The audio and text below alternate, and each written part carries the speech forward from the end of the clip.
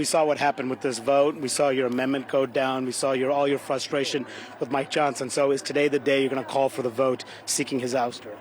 I'm actually going to let my colleagues go home and hear from their constituents, because I think people have been too obsessed with voting for foreign wars and the murder industry here in America to actually understand how angry Americans are.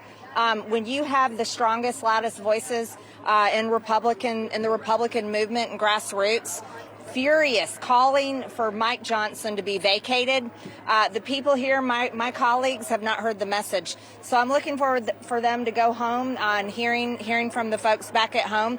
But this is the sellout of America today. We had members of Congress in there waving the Ukrainian flag on the United States House of Representatives floor while we're doing nothing to secure our border. I think every American in this country should be furious. Who's going to vote for these people? How can you vote for these people? They don't serve our country. Republicans deserve to call a vote on a motion to vacate eventually. I don't think you were listening very well. No, you said you wait for your constituents, but will you ever call for a vote? But I mean, given what you said, do Republicans deserve to be in the majority? That's up to the people, because this is the third betrayal by Mike Johnson. He delivered a two-part omnibus, funded the Department of Justice, 91 federal indictments against President Trump, funded the FBI that raided Mar-a-Lago, gave him a brand new FBI building, funded Joe Biden's open border policies that are killing Americans every single day. Then he reauthorized FISA that spied on American citizens, spied on President Trump's campaign, and he voted against the warrant requirement, the same warrant requirement that he was for 6 months ago. And then he did this bullshit in here on the House floor, foreign war package that does nothing for America. It's unbelievable. I'm thankful that America gets to see who this man is. I'm thankful that America gets to see who the people that voted for this is, because this is the only way it's going to change. People have to see the truth. Why is this fight against Russia not worth it?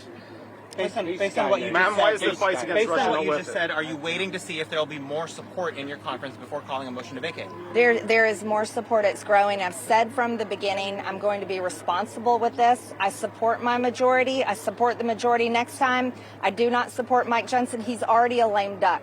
If we had the vote today in our conference, he would not be speaker today. He's already a lame duck. He can't raise money. Everyone knows it. We know we can't win the majority next year without raising money. He can't be speaker. He doesn't have the vote. This is the process that just has to Are you going to Are you going to raise this with Donald Trump? What are you waiting for to drop this motion? This was the last big legislative push before September, something that you have been against for months now. What are you waiting for on triggering this motion? You know, there's some people that are rash and irresponsible and do things like what happened last time. I'm not that person.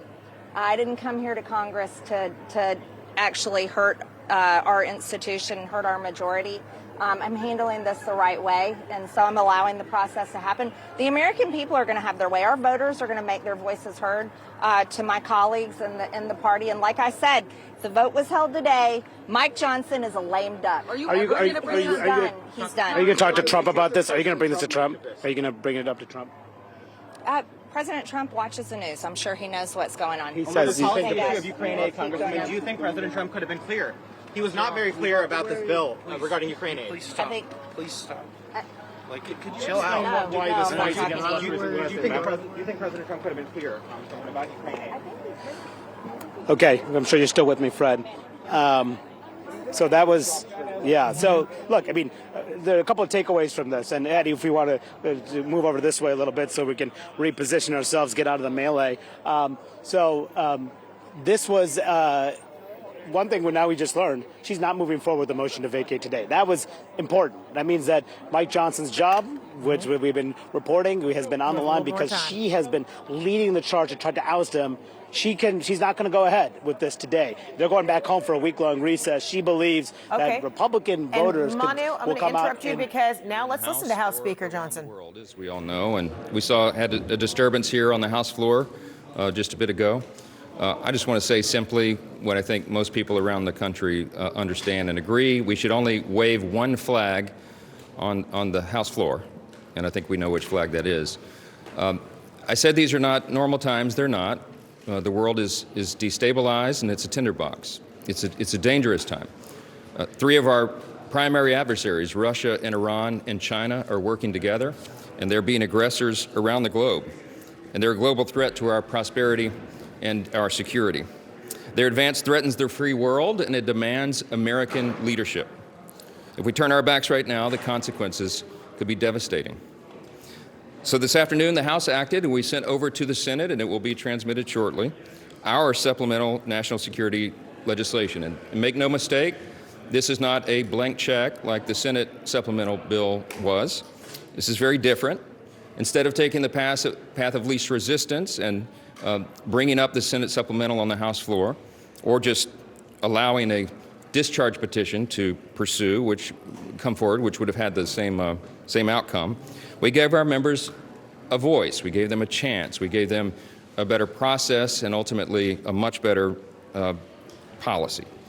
Unlike the Senate's blank check, the House legislation has a number of very important features. It provides for greater accountability over Ukraine aid. It forces an endgame strategy for the Ukraine war.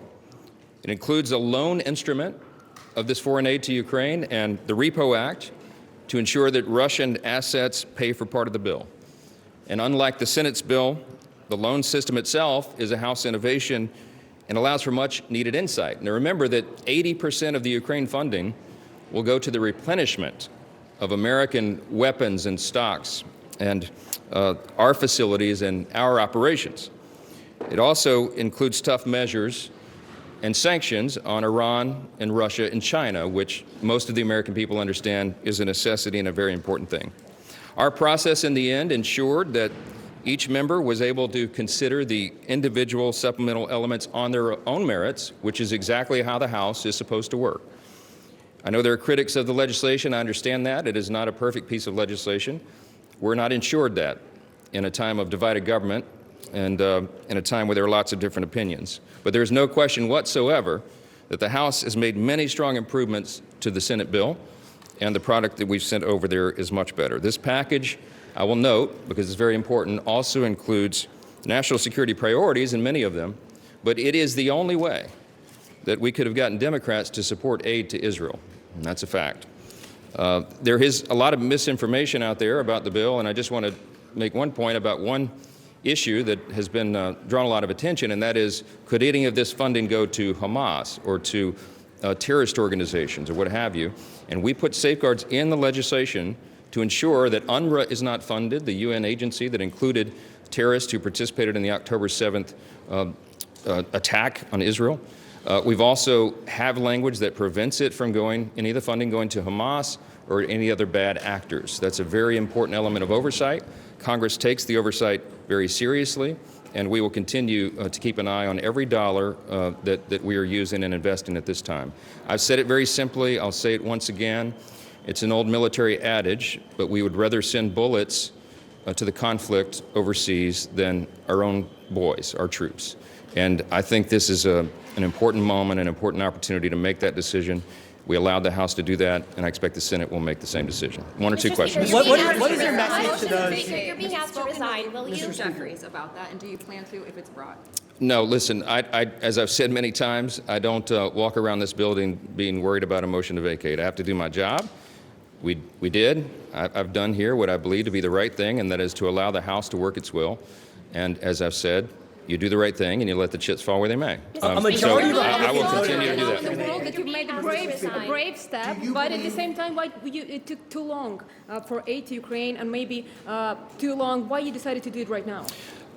Listen, the House had a lot of important work to do here. We had to get the government funded in our appropriations process. We had to reauthorize the Foreign Intelligence Surveillance Act. We had a lot of important measures that had to be done, and we got to this as quickly as we could.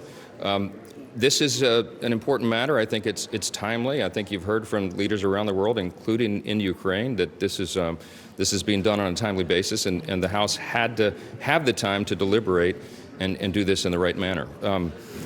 I think we did our work here, and I think history will judge it well. Mr. Speaker, you're being